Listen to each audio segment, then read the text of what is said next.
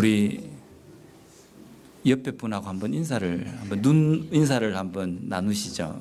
누가 오셨는지. 처음 오신 분들도 계시고 그런데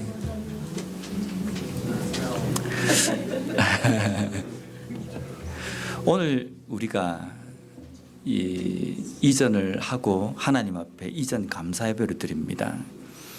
근데 하나님 앞에 드리는 예배 가운데 우리가 감사라는 이 단어를 쓴 이유는 감사하기 때문입니다. 그런데 뭐가 감사합니까? 교회가 좀 부흥을 해서 아주 큰 건물로 갔다든지, 아니면 지금까지는 렌트라고 있다가 뭔가 건물을 사서 번듯한 교회로 갔다든지, 인원수가 몇백 명, 몇천 명이 되어가지고 누가 봐도 야, 이거는 부흥했다라고 할 만큼의 어떤 상태가 되어야지만이 감사한데, 지금 우리는 그렇지 않지 않습니까? 뭐가 감사합니까? 우리가 하나님 앞에 감사 예배를 드린다고 한다면 뭐가 감사한지를 먼저 우리가 알아야 됩니다. 이름만 감사 붙였다고 해서 처음 예배당에서 예배를 드리기 때문에 흔히들 다 감사 예배를 드리니까 감사 예배로 이름 붙이자, 그게 아닙니다. 우리는 분명히 여기까지 우리 교회를 오게 하신 것 분명히 하나님의 인도하심이 있음을 믿습니다. 우리가 생각할 때는 후회스럽기도 하고, 야, 그때 왜 그랬을까? 그때 그 사람이 왜 그렇게 했을까? 원망스럽기도 합니다. 지금까지 온 목사님들 중에 그 목사님은 영 아니다 라고 생각하는 분도 있을 겁니다. 그때 왜 우리가 그런 판단을 했을까 라고 생각하는 부분도 있습니다. 그런데 우리가 생각할 때 후회하건 만족하건 원망스럽건 아니면 기쁘건 중요한 것은요, 그 모든 순간에 하나님이 함께 하셨다는 겁니다. 내가 눈물로 안타까워할 때도 하나님은 함께 하셨고요, 하나님을 까맣게 잊고 내 잘난 맛에 살 때도 하나님은 나와 함께 하셨다는 겁니다. 그런데 내가 지금 볼 때에 이 상황이 결코 누가 봐도 좋게 호전된 상황이 아니랄지라도 우리가 하나님 앞에 감사 예배를 드리는 이유는요, 이제서야 하나님의 뜻을 깨달았기 때문입니다. 지금까지 나와 하나님께서 함께 하셨고 내 인생을 붙드셨기 때문에, 그래서 내가 여기까지 올 수 있었는데, 내가 지금까지 그것을 까맣게 잊고 있다가 이제서야 깨달았기 때문에 지금까지 내가 살아온 모든 인생이 하나님의 인도하심이고 하나님께서 나를 붙드셨기 때문이다라는 것을 깨닫게 되었기 때문에 이제서 하나님 앞에 감사하는 겁니다. 우리 교회가 지금까지 걸어온 모든 행보를 보면요, 인간적인 눈으로 볼 때에는 판단 착오를 한 때도 있었고 좋지 못한 어떤 소문이 난 때도 있었고 여러 가지 구설수에 오른 때도 있고, 물론 지금도 간간히 그런 이야기가 들립니다. 그 모든 일들 속에 누구를 원망하고 누구를 탓할 이유가 없습니다. 탓은 하려면 내 탓을 해야 합니다. 그 모든 순간 속에서 내가 하나님 앞에 제대로 서 있지 못하고 내가 제대로 된 그리스도인으로 내가 살지 못했기 때문이다. 탓은 내 탓입니다. 근데 또 한 가지 우리가 잊지 말아야 될 것은 그 모든 역사, 과거 가운데 분명 하나님의 뜻이 있었다는 겁니다. 그래서 저는 교회를 위해서 기도할 때 그런 기도를 항상 하나님 앞에 합니다. 지금까지 우리 교회가 온 그 과거 역사 속에서 좋았던 것들은 좋았던 대로 하나님 앞에 감사하고, 후회스러운 것들은 그 후회스러운 일들 속에서 하나님께서 도대체 우리에게 무엇을 말씀해 주시고자 원하셨는가, 그것을 제대로 깨닫고 그것을 붙들고 앞으로는 우리가 그런 부분에 연약하지 않는 교회가 될 수 있도록 하나님 우리 교회를 붙들어 주십시오 라고 기도합니다. 우리 개인의 삶도 마찬가지입니다. 내 개인의 삶 속에서도 분명 후회스러운 시간들도 있고 다시 물리고 싶은 어떤 과거들도 있을 겁니다. 그런데 후회스럽건 자랑스럽건 모든 순간순간 그 가운데에 분명 하나님은 우리에게 말씀하고 계셨고 그 일을 통해서 우리가 하나님의 자녀로서 이것만은 너가 깨달아야 한다라고 말씀해 주신 것이 있을 겁니다. 그것을 제대로 깨닫고 우리가 살아간다고 한다면요, 우리의 과거는 결코 후회스럽지 않고 오히려 자랑스러운 과거가 될 수 있다는 겁니다. 오늘 우리는 요한계시록에 보내는 그 편지글 속에서 에베소 교회에 보내는 편지의 이 내용을 통해서 오늘날 우리 교회가 무엇을 붙들고 내 개인의 삶 속에서 어떻게 살아야 하는지를 제대로 깨닫는 그런 시간을 좀 가지려고 합니다. 먼저 우리 1절 말씀을 함께 읽어보도록 하겠습니다. 시작. 오른손에 있는 7별을 붙잡고 그리고 그 촛대 사이를 거니시는 자가 이르시되 아멘. 여기 보면 지금 누구에게 이야기하고 있냐면요, 에베소 교회에 이야기하고 있습니다. 에베소는 당시 로마가 통치하던 그 시대, 그 지역에 에베소라는 지역에 있는 도시를 이야기합니다. 근데 그 소아시아에 있는 도시 에베소입니다. 근데 이 에베소가 어떤 곳이냐면요, 당시에 로마가 통치하는 그 시대에 이 도시에 있는 사람들은요, 아주 큰 프라이드가 있었습니다. 미국에서 살면 뉴욕에 사는 사람은 자랑스럽지 않습니까? 어떤 사람은 드라이브 라이센스에 뉴욕이라고 찍혀 있는 게 아주 자랑스럽답니다. 한국 사람들은요, 서울특별시 이래 돼 있는 주민등록증이나 면허증을 갖고 있으면 어디 가도 이렇게 자랑스럽답니다. 뭐 왜 그런지는 모르겠지만, 근데 당시 사람들은요, 나는 에베소 사람이다 라고 이야기하면 아주 자랑스럽습니다. 즐거웠습니다. 왜냐하면 여기에는 바다가 인접해 있고 그렇기 때문에 해상무역이 아주 발달되었어요. 해상무역이 발달됐기 때문에 이 물질적으로도 아주 풍요한 도시였습니다. 돈 거래가 아주 활발하고 그래서 부유한 도시였습니다.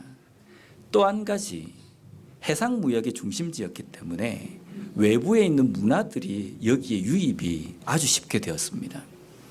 그래서 여기에 사는 사람들은요, 박식했어요. 여러 가지 철학적인 사상과 이런 것들을 많이 접했기 때문에 앉아서 이야기할 때에도 아주 유식한 단어들을 사용하면서 그런 프라이드를 갖고 자랑스럽게 생각하는 도시였다는 겁니다. 근데 여기에 한 가지 중요한 게 있습니다. 이렇게 발달된 도시에 또 한 가지 부정적인 부분이 있지 않습니까? 그게 뭡니까? 타락한 도시였다는 겁니다. 부유하고 먹을 것 걱정이 없고 이 많은 돈을 어디에 사용해야 되고 어디에 써야 할까, 이런 고민을 하는 도시라고 한다면 그들의 삶은 향락에 자연스럽게 빠질 수밖에 없다는 겁니다. 기호적인 일이나 기호적인 식품, 기호적인 어떤 행위, 이런 것들에 관심을 가지고, 그렇기 때문에 이 도시는 상당히 타락한 도시. 그런데 이게 기독교적인 관점으로서도, 신앙적인 관점으로서 봐서도 이 에베소 교회는 타락한 도시였다는 겁니다. 왜냐하면 이 에베소 지역에는 큰 신전이 있었습니다. 그 중에 한 가지가 뭐냐면 아데미 여신, 그 여신을 섬기는 신전이 여기에 있었어요. 문화유산이지 않습니까? 그리고 자신들이 풍요의 여신인 아데미 여신을 섬기는 신전을 보유하고 있다라는 이것 때문에 다른 도시나 아니면 뭐 정치하는 그러한 사람들에게 아주 당당했습니다. 그러한 도시에 있는 에베소 교회에 지금 편지를 쓰고 있습니다. 교회 이름이 에베소 교회가 아니라 이 말뜻은 무엇이냐면 에베소 지역에 있는 그리스도인이라는 겁니다. 교회는요, 그냥 건물로 이건 무슨 교회다 이름 지어진 것이 교회가 아니라 원래 교회는 예수를 주로 고백하는 사람 한 사람이 교회입니다. 저도 교회고 저와 똑같이 신앙을 가지고 있는 사람들이 모여 있으면 그곳이 또 교회라는 겁니다.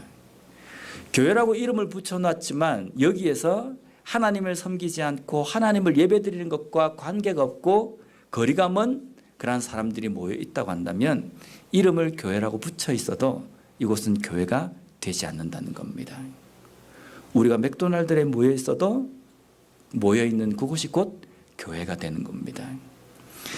그래서 지금 에베소 교회 지역에 편지를 보낸다라는 것은요, 에베소 지역에 예수를 주라고 고백하는 그리스도인들에게 하나님께서 말씀하시는 내용이라는 겁니다. 그러면 이들이 에베소 지역, 에베소라는 도시, 향락적이고 부유하고 모든 철학 사상이 풍요롭고 넘치는 이 지역 가운데에 에베소 지역의 그리스도인들은 어떤 삶을 살았는가?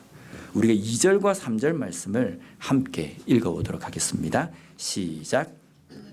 내 생과 수고와 내 인내를 알고 또 악한 자들을 용납하지 아니한 것과 자칭 사도라 하되 아닌 자들을 시험하여 그의 거짓된 것을 내가 드러낸 것과 또 내가 참고 내 이름을 위하여 견디고 게으르지 아니한 것을 아노라. 아멘. 지금 2절과 3절에는 하나님께서 에베소 지역에 있는 그리스도인들을 칭찬하고 계십니다. 무엇을 칭찬합니까? 첫 번째, 너의 행위를 안다라는 겁니다. 너의 행위를 내가 칭찬한다라고 말씀합니다. 그리스도인들이 어떤 행동을 할 때 칭찬받습니까? 세상 사람들이, 교회를 다니지 않는 분들이 이렇게 비꼬는 이야기로 이런 이야기를 합니다. 예수쟁이들은 물에 빠지면 입만 둥둥 뜰 것이다. 무슨 뜻입니까? 말을 잘한다는 게 아닙니다. 교회 다니는 사람들이 말 잘합니다. 오늘도 성경 공부하는데 유네미 집사님이 저보고 그러더라고. 목사님 어떻게 말을 그렇게 잘하십니까?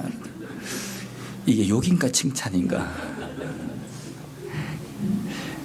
예수쟁이들은 물에 빠지면 입만 뜬다는 것은요, 말 잘하는데 말한 대로 살지 않는다는 뜻입니다. 이거는 뭐 세상 사람들이 비꼬는 이야기지만 우리 그리스도인들에게 충격적인 이야기입니다. 우리가 예수님을 향해서 야, 말 잘한다 이렇게 표현합니까? 예수님은 어떤 삶을 사셨습니까? 삶으로 보여주셨지 않습니까? 삶으로 보여주신 예수님의 삶을 쫓는 그리스도인이다 라고 나를 이야기한다고 한다면 우리도 그래야 되는 겁니다. 그래야 삶을 통해서 예수님을 닮아가고 쫓아가는 그리스도인이 되어야 되는데, 그 그리스도인이 오늘날 세상 사람들에게 입만 살았다라고 욕을 먹고 있습니다. 이거는요, 좀 심각하게 생각해야 됩니다. 목사로부터 시작해서 모든 그리스도인들이 이거는 마음속에 다시 한번 다짐을 해야 합니다. 말보다는 삶을 통해서 보여주는 그리스도인이 되어야 된다. 하나님께서도 그것을 원하시고 말세 때에 내가 너희들의 믿음을 보겠느냐라고 분명히 말씀하셨습니다. 그런데 당시 에베소 지역에 있는 그리스도인들은 행위를 칭찬받습니다. 왜 칭찬받았겠습니까?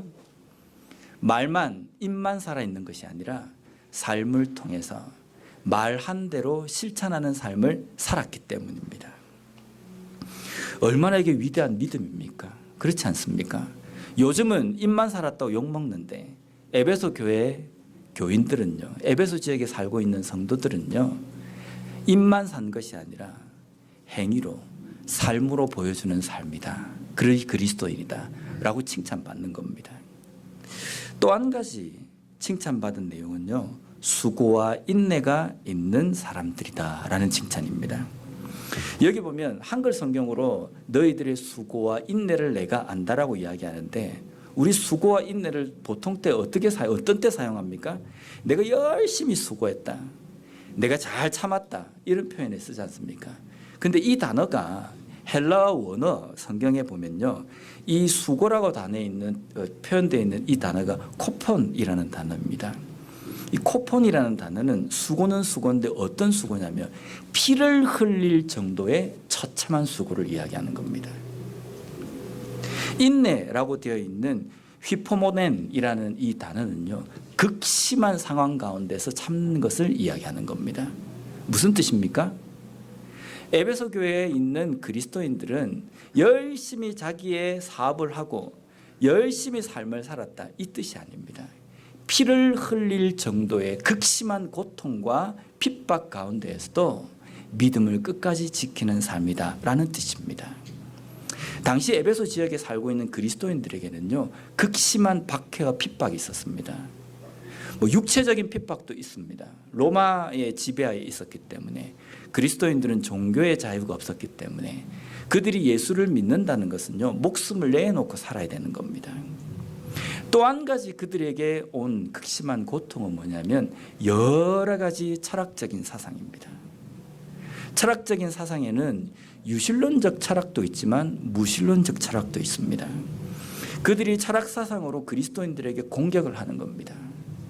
그리고 많은 사람들 앞에서 그리스도인들의 믿음을 아주 업신여기고 경멸하는 그러한 이야기를 할 때 그리스도인들의 마음속에는 어떤 생각이 들겠습니까? 약해지면요, 진짜 내가 예수를 믿어야 되나? 내가 믿는 이 믿음이 진짜일까? 이런 생각이 드는 겁니다. 그래서 가만히 보니까 플라톤 철학이 더 나은 것 같다. 그래서 그쪽으로 가기도 하고, 아리스토텔레스의 철학이 나은 것 같다. 그래서 그쪽으로 추종하기도 하고, 그럴 수도 있는 상황에서도 그 극심한 고통 가운데에서도 믿음을 끝까지 지키며 인내하였다는 겁니다. 오늘날 우리는 어떻습니까? 누가 우리가 예수 믿는다고, 교회 나온다고 우리의 목에 칼을 대거나 내가 너를 처단을 해버리겠다, 이런 위협을 받습니까? 안 받습니다. 요즘은요, 우리가 신앙생활하는데 너무 편합니다. 추워서 예배를 못 드린다, 더워서 교회를 못 간다, 이런 일은 없습니다. 교회 오면 냉난방 시설이 잘 돼 있고요, 의자도 딱딱한 의자가 아니라 푹신한 의자입니다. 지금 여러분들이 앉아 있는 이 의자도 하나에 가격이 비쌉니다. 옛날에는 예배드릴 장소가 없어서 천막을 쳐놓고 돌밭 위에 꿇어앉아서 기도하기도 하고,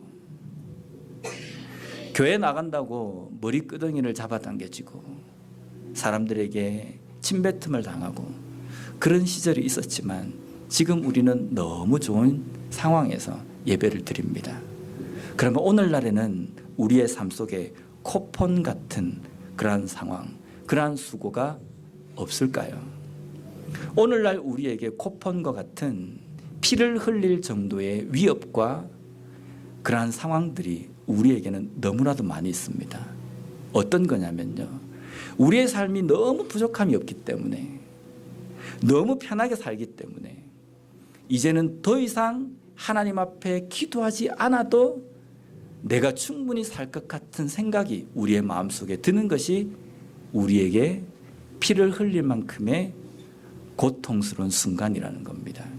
왜냐하면 기도 안 해도 충분히 내가 하루 살 수 있고 1년을 살 수 있고 내 평생을 살 수 있고, 내가 지금 내 수중에 쥐어진 이 물질을 가지고 충분히 누릴 수 있는, 죽을 때까지 노후보장까지 되는 그러한 상황인데, 내가 굳이 기도를 할 필요 있고, 내가 굳이 하나님의 말씀을 읽고, 내가 굳이 교회까지 나가는 수고를 할 필요가 있는가? 어쩌면 이것이 피를 흘릴 만큼의 극심한 박해와 고통의 순간이 될 수 있다는 겁니다. 그러면 우리는 인내합니까? 이러한 수고 가운데서 인내하는 삶을 살고 있습니까? 오늘날 많은 그리스도인들이 이런 편안함에 타협을 해버립니다. 이전에는 그토록 열심히 하다가 그 문제가 풀려지고 나면요, 더 이상 기도하는 자리에 나오지 않습니다. 내가 하나님 앞에 기도하는 것은 내 필요를 채우기 위해서다. 내가 어떤 것이 부족하면 그것을 얻어내기 위한 수단이 기도다, 이 정도밖에 생각하지 않습니다. 굳이 하나님의 뜻을 내가 깨닫지 않아도 내 삶에서 무엇이 문제인지 그것을 알기 위해서 하나님 앞에 눈물로 가슴을 치지 않아도 살 만큼 살 정도의 상황이니까 자연스럽게 믿음과는 동떨어진 삶을 살아간다는 겁니다. 이것이 또한 인내하지 않는 삶이라는 겁니다. 그런데 에베소 교회 성도들은요, 그리스도인들은요, 그러한 극심한 고통 가운데서 믿음을 지켰습니다. 우리 또한 믿음을 지켜야 합니다. 좋은 것, 편한 것, 윤택한 것, 이러한 것들이 내 삶에 들어온다 할지라도 나의 삶 속의 우선순위는 오직 예수 그리스도 하나님이시다. 내 삶 속에 무엇이 잘못되어 가고 있는가 매일매일 체크하고 돌아보며 말씀을 통해서 나 자신을 돌아보는 그러한 삶에 게으르지 않아야 된다는 겁니다. 또한 에베소 교회 그리스도인들이 칭찬받은 내용은요, 그리스도인들은 교회 안에 들어온 잘못된 가르침을 분별했다는 겁니다. 여기에 보면 오늘 읽은 이 본문에 보면 에베소 교회 그리스도인들은 교회 안에 있는 악한 자와 자칭 사도들이라고 표현되어 있습니다. 악한 자, 자칭 사도들, 이게 무슨 뜻인지 아시겠습니까? 교회 안에는 이런 사람들이 있습니다.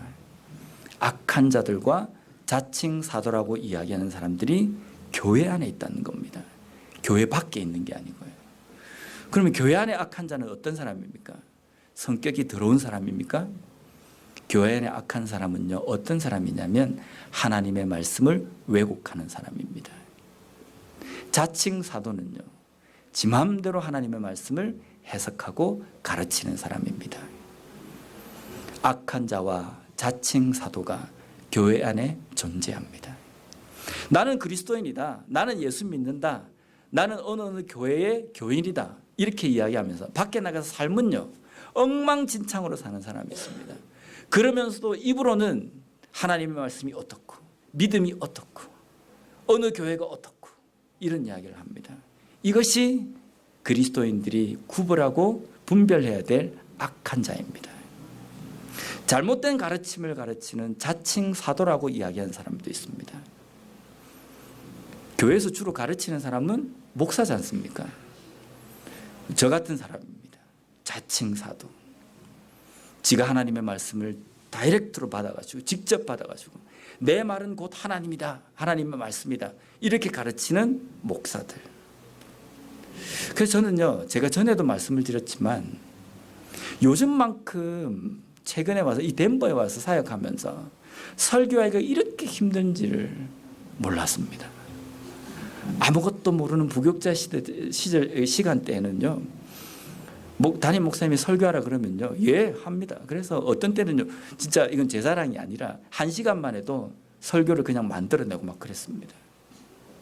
그래서 저는 목사님들한테도 당당하게 이야기했어요. 저는 설교에 대해서 스트레스는 하나도 안 받습니다. 근데 지나서 보니까요, 얼마나 그게 교만하고 얼마나 그게 못난 모습인지 이제 아는 겁니다. 그건 자랑이 아닌 거예요. 하나님의 말씀을 가르치고 해석하고 전달하고, 이거는요, 입만 살아서 될 게 아니잖아요. 앞에 나와 있는 것처럼 수고, 인내처럼, 행위처럼 삶을 통해서 보여줘야 되는 겁니다. 아무리 잘 가르치고 잘 그걸 해도 삶이 그게 따르지 않으면 그 사람은 어떤 사람입니까? 자칭 사도라고 이야기하는 거짓 선지자입니다. 그래서 말씀을 할 때도, 야, 나는 이렇게 살지 못하는데 성도들에게 이렇게 가르치면 제 자신이 하나님 앞에 그거한 겁니다. 그러니까 이걸 어떻게 하면 잘 전달할 수 있을까 고민이 되거든요.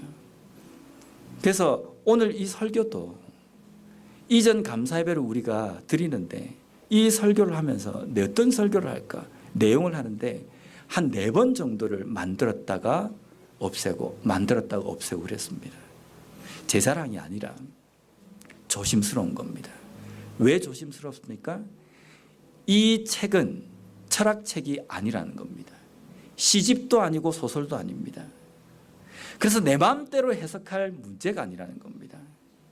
이 말씀 속에 하나님께서 무엇을 말씀하시고자 원하시는가, 우리가 뭘 깨달아야 되고 어떻게 우리가 이것을 이해해야 되는가, 이것을 알아야 되기 때문에 조심스러운 겁니다. 그런데 교회 안에서는요, 너무 쉽게 말씀을 취급하는 경향이 있어요. 오늘 내가 말씀을 읽었는데 이 말씀 나한테 이렇게 주시는 것 같다. 그래서 성경 공부할 때, 목사님 오늘 내가 성경을 읽었는데 우리 교회에서 그런 일이 있었다는 게 아닙니다. 오늘 말씀을 읽었는데 이거 나한테 이렇게 말씀하시는 것 같습니다.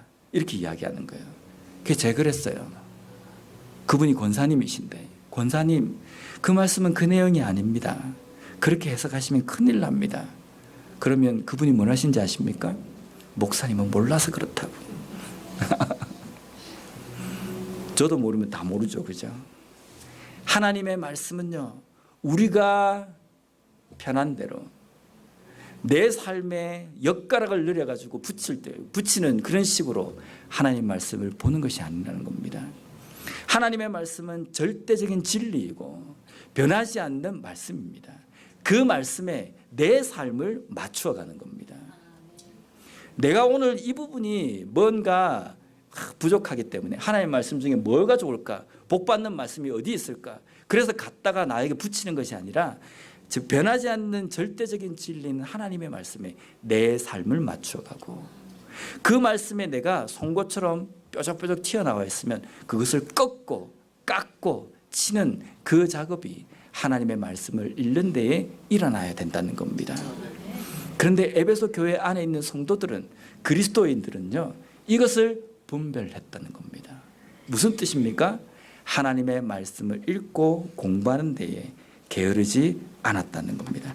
그래서 3절 말씀에 이렇게 기록되어 있습니다. 우리 함께 읽어보도록 하겠습니다. 시작.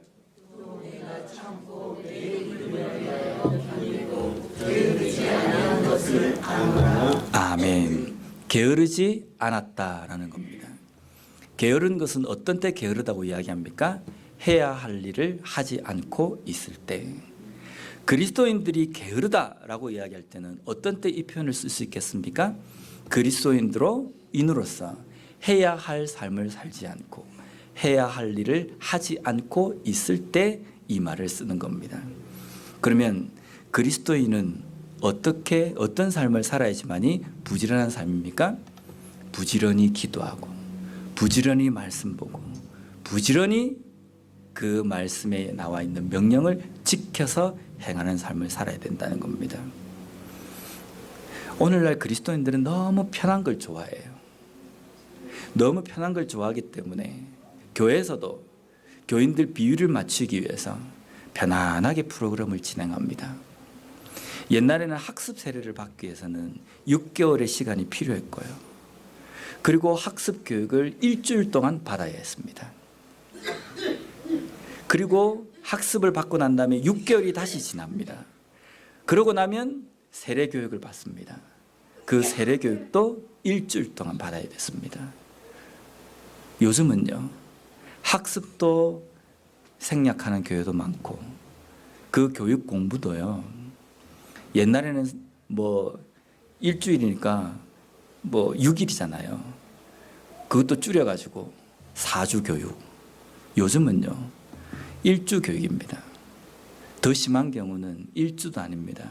1시간만 딱 앉아서 이야기만 들으면 속성으로 완성이 됩니다. 이런 시대를 살아가고 있습니다. 이런 시대의 그리스도인이 피 터지는 영적인 전쟁터인 세상 가운데에서 그리스도인으로 힘을 발휘할 수 있겠습니까? 없습니다. 만약에 힘을 발휘할 수 있다고 한다면 그것은 기적입니다.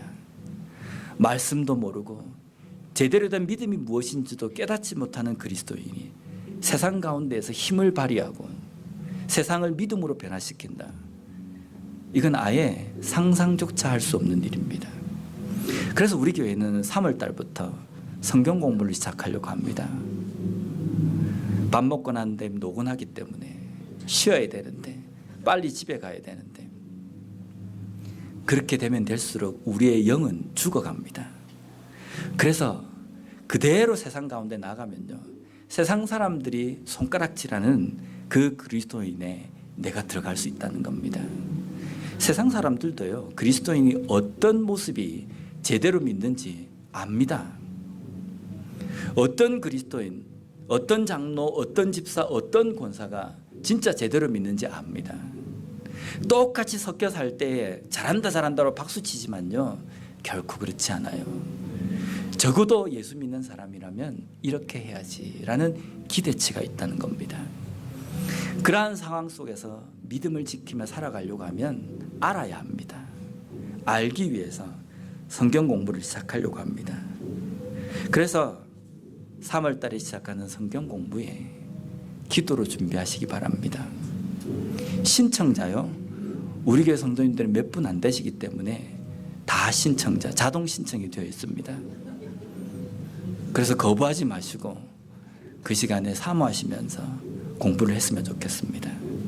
그런데 그것으로 다 충족되는 것은 아닙니다. 매일매일 하나님께서 우리에게 주신 말씀인 이 성경을 들여다보고 또 들여다보고 묵상하고 이해가 안 되면 목사한테 전화를 하고 메일을 보내서 니는 아느냐 물어보셔야 됩니다. 목사가 모른다 그러면 연구해서 가르쳐달라고 이야기하셔야 됩니다. 그런데 저는 지금까지 사역하면서 그런 분을 한 분도 만난 적이 없어요. 우스개 이야기를 하면 어느 집사님이 저를 만나자고 심각하게 이야기하시는 겁니다. 자기 아들 문제라는 겁니다. 야, 영적인 문제인가 보다. 신앙적인 것 때문에 고민이 돼서 그런가 보다. 그래서 만났어요. 그 집사님이 뭘 하신지 아십니까? 목사님, 우리 애가 운동을 해야 되는데 좋은 체육관을 소개 좀 해주십시오.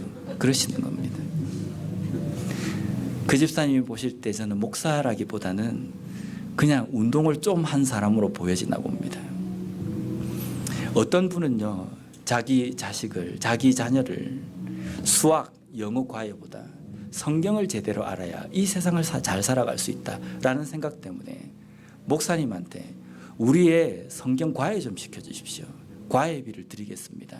이렇게 제안하는 집사님도 제가 만난 적이 있습니다. 물론 저한테 제안한 것이 아닙니다.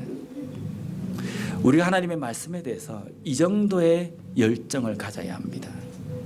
우리의 삶의 지침서고 우리의 인생의 교본인 하나님의 말씀을 제대로 알지 못하기 때문에 세상 가운데 섞여 살면서 엉망진창으로 사는 겁니다. 그냥 교회 다니는 사람으로 살아가는 겁니다. 예수 믿는 삶으로 살기 위해서는 우리의 삶의 지침이고 우리의 인생의 교본인 하나님의 그 말씀을 읽고 또 읽는 삶이 되어야 된다는 겁니다. 다시 5절 말씀을 우리 함께 읽어보도록 하겠습니다. 시작. 회개하여 처음 일을 하지야 만일 그리하지 아니하고 회개하지 아니하면 내가 내게 가서 내 주대를 그 자리에서 옮기리라. 아멘. 여기 보면 에베소 교회 교인들에게 책망할 것 한 가지가 있다라고 하시면서 4절에 뭐라고 그러시냐면 그러나 너를 책망할 것이 있나니 너의 처음 사랑을 버렸느니라. 그리스도인들이 책망을 받는데 예수님 앞에 책망을 받습니다. 야단을 맞고 있다는 겁니다. 뭘 야단을 받냐면 너가 첫사랑을 버렸다는 겁니다. 첫사랑을 버린 게 야단 맞을 일입니까? 첫사랑과 결혼하신 분 여기 계십니까? 물론 그런 분도 계시지만 여러 사람을 만나보고 세 번째 사랑, 네 번째 사랑, 능력이 좋으신 분들 10번째 사랑과 만나서 결혼하신 분도 계시잖아요. 그죠? 이거는 책망받을 일이 아닙니다. 그런데 예수님께서 에베소 교회 성도들에게 첫사랑을 버렸다라고 이야기하신 것은 그 사랑을 이야기하는 것이 아닙니다. 교회를 다니는 그리스도인들에게 첫사랑은 무엇입니까? 예수 그리스도라는 겁니다. 예수 그리스도가 첫사랑이고 예수 그리스도가 사랑의 전부인 사람들이 그리스도인입니다. 그 그리스도인들에게 예수님께서 너는 첫사랑을 버렸다라는 것은 무엇입니까? 예수님의 사랑을 버렸다는 겁니다. 예수님을 섬기고 믿어야 될 그 사랑이 변질되었다는 겁니다. 변질되어서 예수님에게 떠났다라는 겁니다.